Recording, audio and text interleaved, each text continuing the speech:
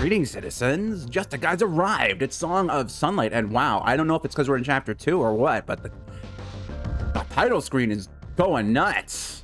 I'm digging it. All right, let's get to it. Here we go. Chapter 2. Excuse me. By the way, greetings, citizens. Justiguy's arrived. This is Song of Sunlight. We're in the lower habitation of the starving colony. Yeah. I don't quite remember what we've been doing, but I do know how to fight.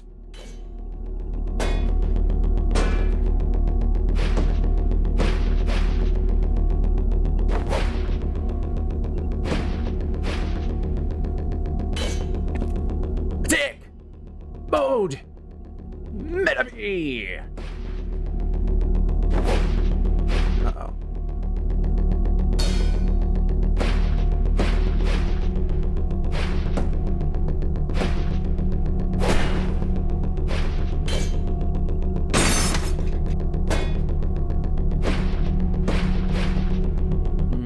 Oh, no, that was bad.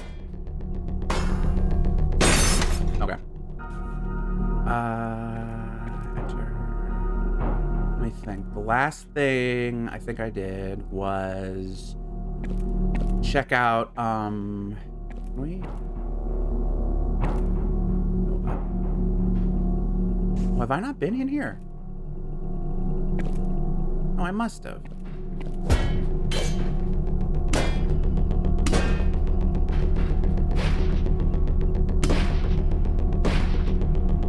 Yeah, I must have been here.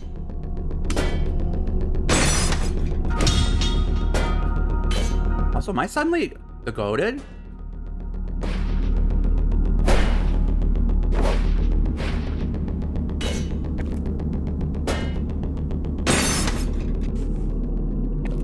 Is there some sauce involved that has made me goated? Oh yeah, we've been in here and we can't go up, so. Uh-oh.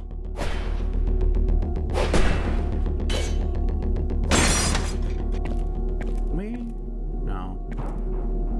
Right. Interesting.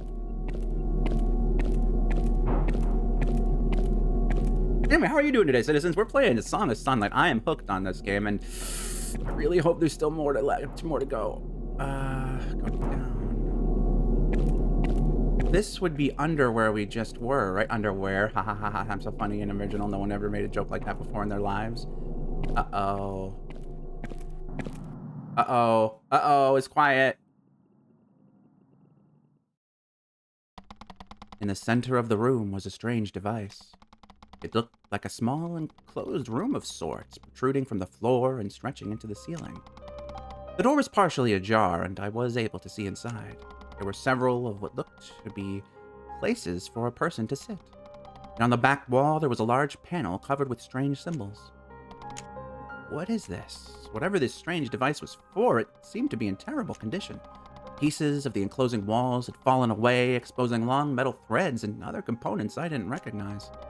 The panel itself was also crumbling apart, pieces laying strewn across the small space.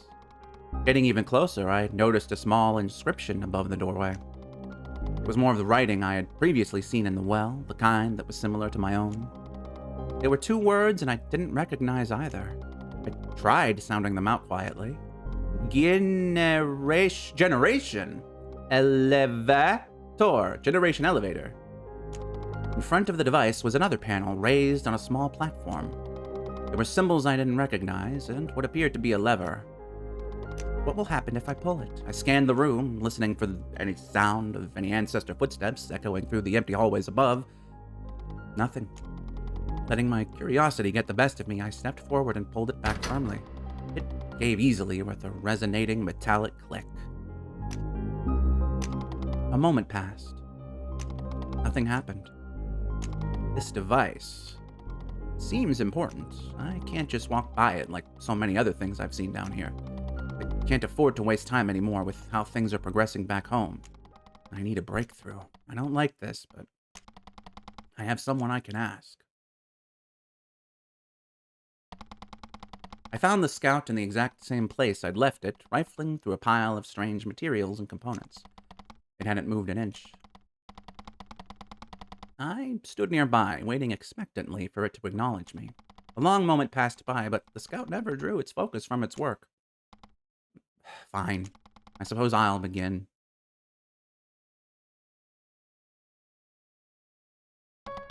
I'm back. I have a question. Oh, hello again, boy. Have you reconsidered my offer to study your physiology? No. Don't ask again. Yes, yes. I found something below. It was like a small room with places for people to sit. It was called an elevator.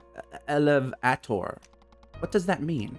I see, you found it as well. I've come across several just like it in my travels. According to my data, it seems the purpose of these elevators was at one point to carry large quantities of people a great distance. A great distance? Wait. So then, the people that were once here, is that how they left? I have no idea. Perhaps so. Damn it! It wasn't working. God above! It might have been exactly what I was looking for. Oh yes, that particular elevator appears to be completely non-functional. A shame I couldn't study it more. You said you'd seen others. Indeed. That's it then. I just need to find one that's working. Where are the others? Tell me. I could give you coordinates, but something tells me you won't be able to make much use of them. You're right. I don't know what that means. Yes. May I return to work then? Yes. Alright. I mean, it's a lead. A lead is a lead, RM. RM? I don't know. My hands were shaking as I returned to the elevator. I tried throwing the lever a few more times. Nothing. I stepped inside and felt around for anything that might activate the device. Nothing. Damn. It's as the Scout said. It's not working. But this is the first real lead I've had so far. I'll have to continue downwards and look for another. I've already come so far. There can't be much left to explore. No, I'm not ready for Chapter 2 to end. If there are several others, at least one must be close. Okay, prediction. Chapter 2 will end when we actually get in a working elevator. That's my theory. My game theory, as in the theory of this game. Okay. I'm gonna hope we're gonna come on a new spot to rest soon.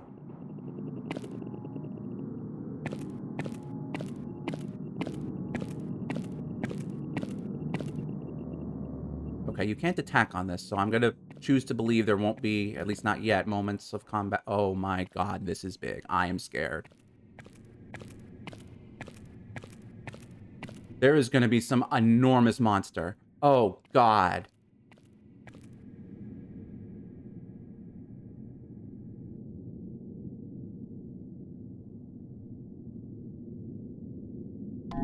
I looked around, finding myself standing on a floor that seemed to stretch endlessly in all directions. The towers of the well I had been traversing for weeks stretched high above me. Is this the bottom? The lowest point? I suppose it had to end eventually. I found myself feeling somewhat relieved. I'll just keep walking. Oh god. Are there gonna be like giants down here or something?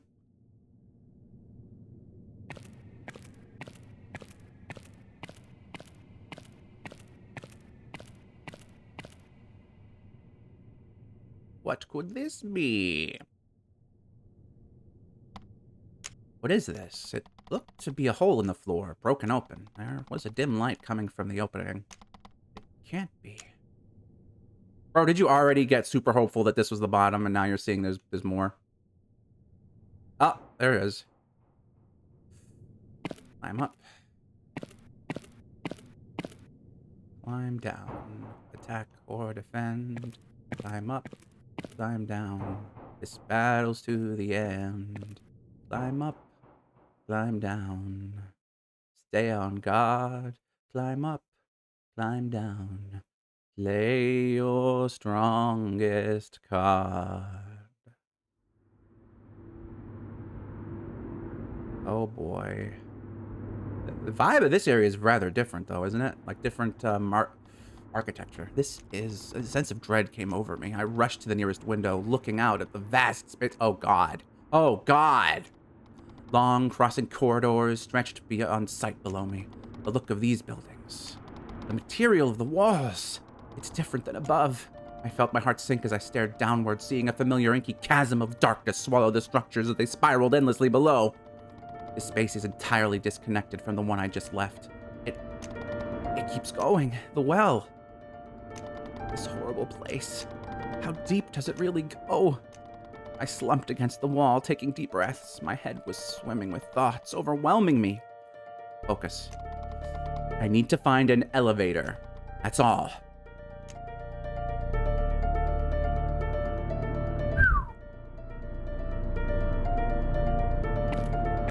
Alright, climb up. Okay, so at least we got a rest. Save. Uh-oh. No fast travel. Uh-oh. Let's level up strength before we run into something scary. Also, music is leveling up. Uh-oh, I think that's enough for tonight. Wait, no! I need to clear my head if I'm gonna move forward. This place! I'll tackle it another day. No! No! Can I not fast travel? Because... Uh-oh. Uh-oh. Is something gonna happen on my way back? That's exactly what's gonna happen, isn't it?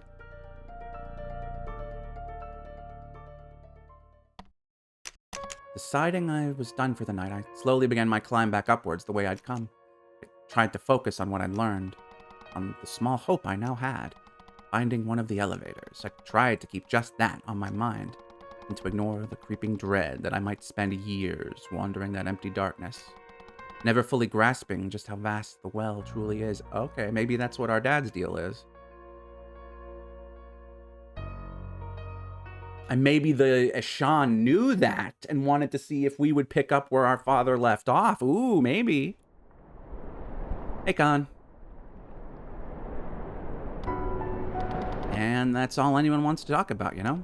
They whine and moan about how small their ration is, and these are farmers and nurses. Not that it's a competition, but I'm a potter, for God's sake. My ration is as close to as low as it gets. I'm winning. I'm winning. Seems unfair, I think. I don't need as much as I get. I use pottery daily. I don't see how. Oh, come on, Aram. I don't need the fake humility routine. You have thousands of vases and bowls already. And it's not like new ones are in hot demand right now. My obligation is next to worthless. You and I both know that. Sorry, I don't really. It's fine, don't mention it. I just don't need you worrying about me or feeling sorry for me, okay? Brava does enough of that for 10 people already. Yeah, you're right. I understand. I don't. I won't. God above, when did I become such a charity case? I'm fine, really. I know. I'm sorry to keep you up. Have a good night. You too.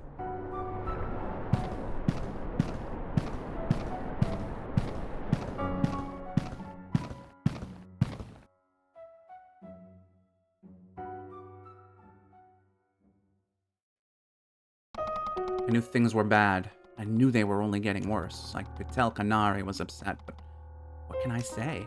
Kanari and I have our unspoken rule, of course. Nothing too serious, nothing too personal. Even so, I'm not good with people.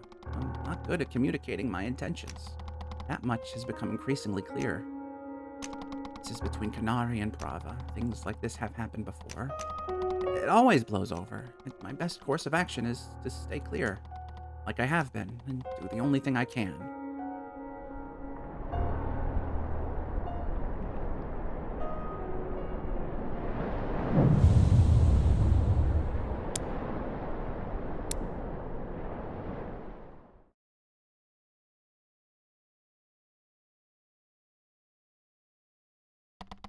That day, like so many since the festival, my body had felt heavy, as if I were carrying with me a pallet of bricks, or perhaps pulling along a vegetable cart. I felt something resting on my shoulders. That it's come to something like this. We knelt gathered in the courtyard, addressed by the high wound-bearers. The speaker shook his head, unsure what he could possibly say that would assuage us. Is a great shame. Just as when the Ashan announced the food shortage to the settlement, I knew already what was coming next. My father hadn't told me outright, but I'd put the pieces together on my own. Other wound bearers seemed to brace themselves, waiting for the heavy news to shackle their clear conscience like chains. But I was carrying already a weight so great that it bent me double and shorted my breath. I just wanted to get it over with. Each obligation has been assigned a specific reduced ration for the foreseeable future. That is all any member of that obligation may eat in a day. The speaker paused, seeming almost reluctant to continue his explanation. Those of you who are otherwise available during the midday will be assigned to oversee each obligation's ration line. If any person attempts to take more than they are allowed, or steal from another person's portion, he took a long breath. You will deter them with any necessary force. There was a low murmur as the implications of this order washed over the many wound bearers in the courtyard. I watched so many eyes dart to the weapons they were carrying. This order has come from the Ashan and will be in effect until the famine is considered to no longer present the island any danger. That is all. Paulo was somewhere in that crowd, surely thinking about how and when he might be forced to turn his weapon against a hungry apprentice. But there was another set of eyes I was hoping to find. Finally, I saw my father in the crowd, looking grimly at the floor. I wanted him to look and see how the news didn't shake me. To see that I wasn't the same coward who sat in the grass and watched as others died. He was ignoring me, of course, but it didn't matter. As everyone considered the instrument of killing they held at their side with newfound fear, I looked to my own and saw it for the tool it was. The tool that had given me the power to destroy the many obstacles in my path. The tool that would save us from this hunger. This perfect island of ours. I'm not so naive now to not see how fragile the lives we lead truly are. The crushing weight. This thing that I feel wrapping its hands around my neck and trying to suffocate me. This weight is proof of that.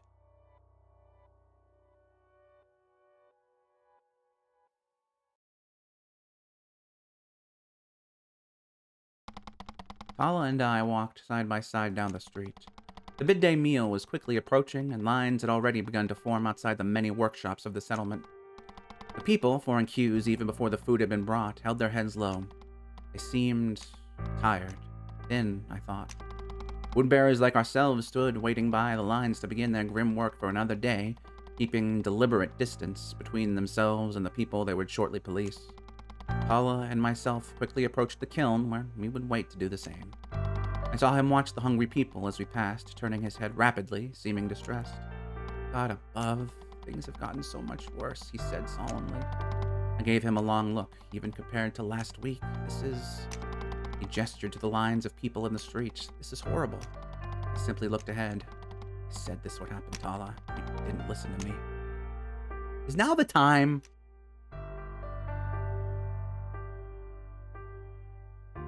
You're developing a freaking hero complex. I was walking up and down the line when I heard raised voices. It wasn't unusual to hear low chatter from the line as they waited for their ration, but one of the voices I recognized immediately. I turned and spotted Canary somewhere toward the middle of the line.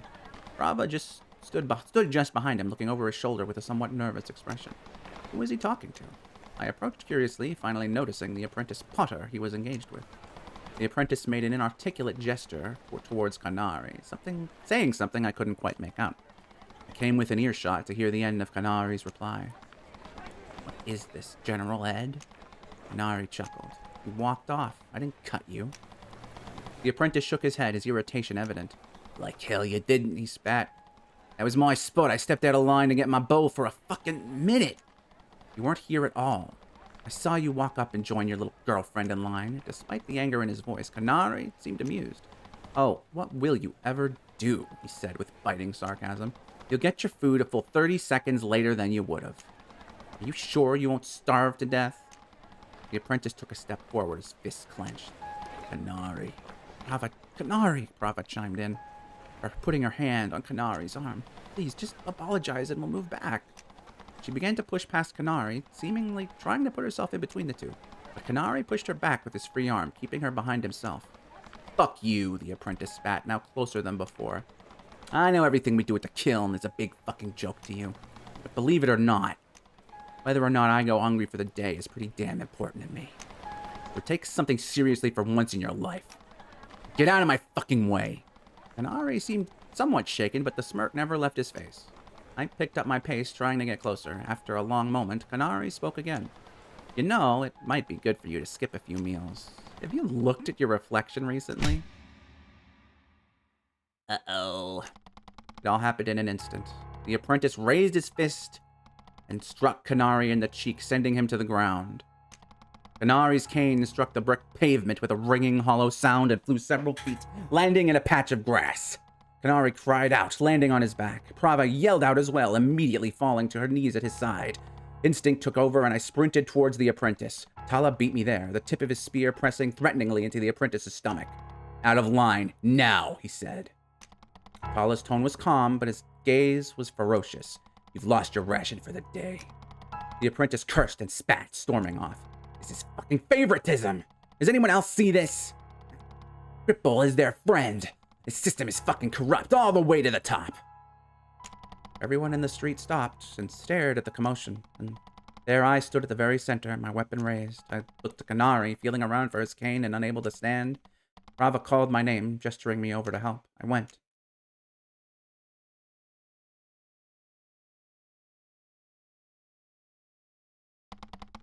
The sun had already begun to dip in the sky, and it cast long shadows across the storage room floor.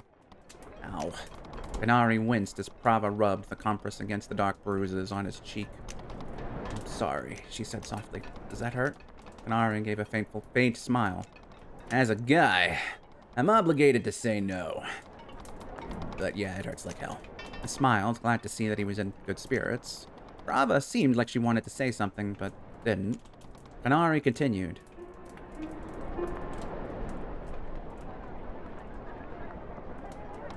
What a prick. Hitting a cripple, it's bad luck. I think I read that somewhere. I'm sorry. What for? I should have been there quicker. I could have broken it up. I can't say I'm not flattered that you two care so much for my well-being, but let's not be overly dramatic here. It's just a punch. I'll live. It's not like you broke my other leg. Then I'd be really in trouble. Con, listen. You got really lucky. This is all you walked away with. Things could have been so much worse. Yeah, maybe for him. It may have looked like I was knocked on my ass, but let me tell you, I was preparing one hell of a counterattack. Nari, I'm being serious. You were goading him on, saying all that stuff. Well, yeah, he was being an ass, so I know what he was doing. What I'm saying is that you can't just... Can't what? You can't just say whatever you want, especially right now. With how things are going. Everyone is... They're on edge. They're not thinking straight. They're hungry. Yeah, I'm hungry too. Kanari! Sometimes you just say things without thinking, and look what happened. So what, you wanted me to just roll over and let that guy walk all over me? I would have done something about it. I don't need you to protect me, Prava. I'm fine. Don't step in like that again. Okay. I'm sorry. Pride is a powerful thing.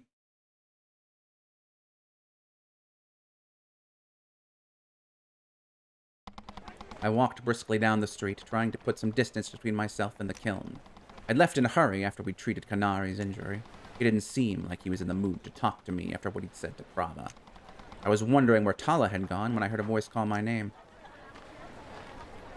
and the sound of footsteps rapidly approaching. I turned to see Prava run up to me, pulling on my menage to get me to stop. Wait, she said, out of breath. She looked anxious. Prava? I said, surprised. Is something wrong? Prava looked over her shoulder as if waiting to see if anybody would come out of the kiln. Seeming satisfied, she looked back at me, letting go of my menage. I noticed she held her notebook in her offhand, fidgeting with it mindlessly. This can't go on, she began. Look at what happened today. Nari's behavior. It's putting him in danger. Her expression grew weary. You wouldn't know this, but a lot of the older guys at the kiln, they don't like Kanari very much. I shifted uneasily. You know how it is. He's got a big personality. He's always stirring things up. But right now, with how things are, I'm afraid, Aram. Something like today will happen again. But this time, he won't just walk away with a bruise. I knew where this conversation was headed. I knew what Prava wanted from me. Please, you need to help me talk some sense into Kanari. It comes from you, too. he might actually listen. I know how Kanari is. He doesn't need a lecture. It won't work. Putting myself in the middle of these two is the last thing I need right now. I tried to think of what I could say that might pacify her. I smiled, recalling my usual response. Sure, Prava, you're right. I'll talk to him. Don't worry. Prava gave me a long look, and her eyes narrowed. You won't say anything, will you? You never do. She'd seen right through me. Immediately, I felt ashamed, having been so insincere to her face. No, it's not like that, I began. I scrambled to think of something to say. The truth then, I just don't think he needs. Prava took a step closer, her expression twisting in anger. I can't believe you, Aram. When your best friend is in danger, you really won't lift a finger to do anything about it? I took a step back. Hey, you're making a bigger deal out of this than it is. I don't know about that, Aram, I said, somewhat defensive. Nari's been in worse fights than this. Talking to him about it won't... Prava cut me off, venom in her voice. God's light. You're a bad friend. Do you know that? Not just a Kanari. Don't think I don't know you've been lying to me for years. What? All those times I've come to you sick with worry over him. You never do a thing and lie to my face about it. I was stunned into silence by her tirade.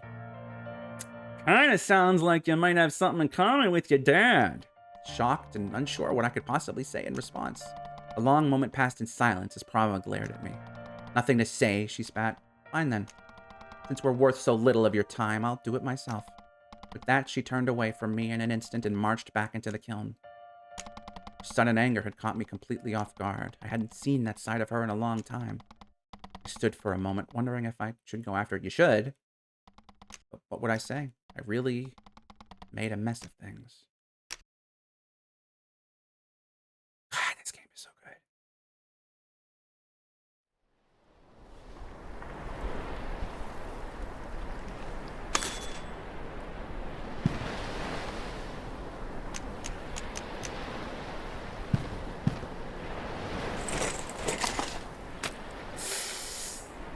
I'm noticing you're not willing to go back, my good friend.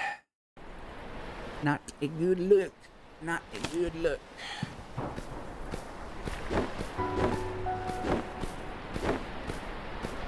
Always check for side quests and such. We have a bone, too, so we could use that for our medical thingy.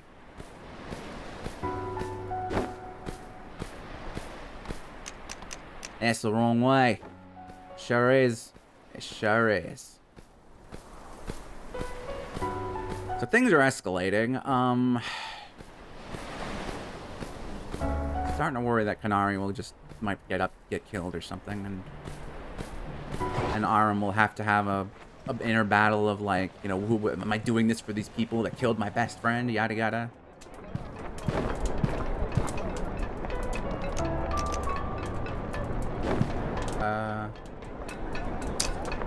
Anything here? Not really.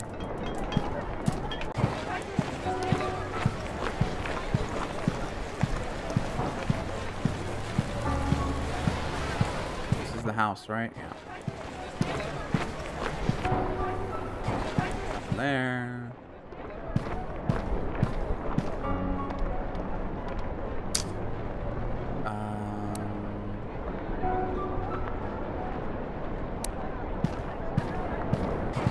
Energy by 1 would basically give me 5 extra stamina, right? I think so. I think that's what it would do.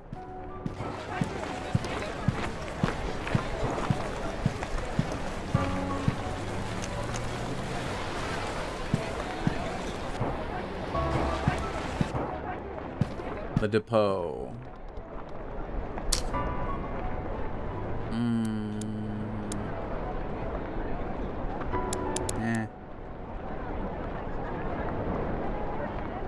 Still don't have any burn cream, so that's no good to me.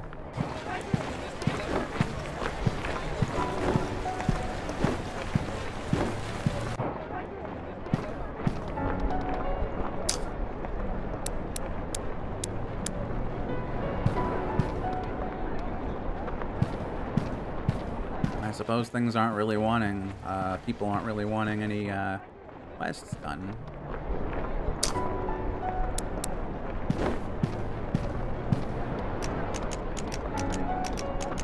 Alright, that's the the same dialogue as before.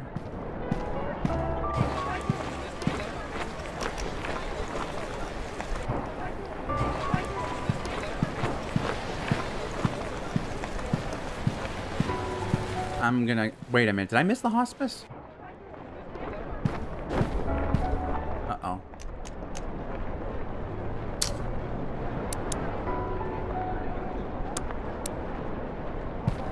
Uh-oh, that's not good. There we go.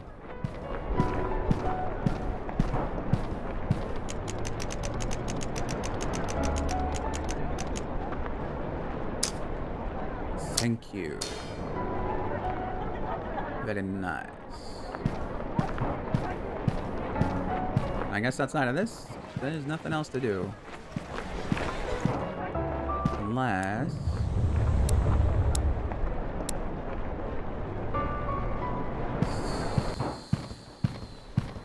You wouldn't want to battle, would you? Nope. A pity. Is Tala gonna start getting more involved soon or what? Because, like, he knows that I know something and I'm doing something about it. Like, bro, what's your deal?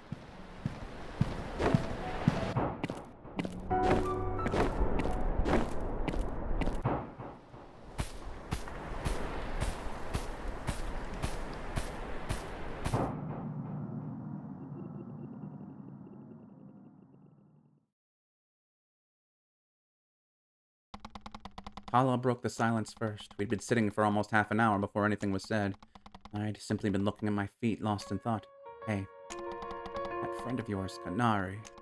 I looked up at him. His leg, what happened to it? Was he born that way? The image of Kanari sprawled out on the brick road, his cane lying out of reach as he flailed about, unable to stand. It was seared onto my eyes, filling me with shame.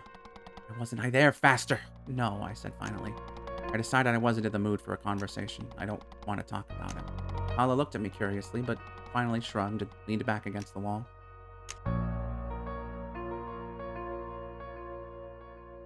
We gonna go or what?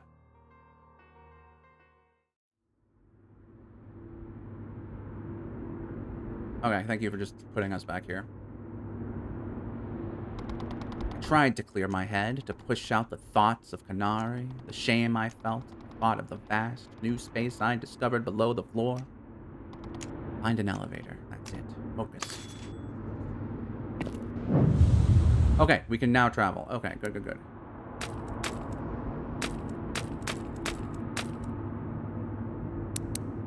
Alright, how we doing, citizens? Oh, I've been angry faced this whole time and you didn't tell me? Alright, well, this is a good stopping point. We'll see what the new world holds for us next time, because until then, I'm afraid it's gonna have to be Fire Whale.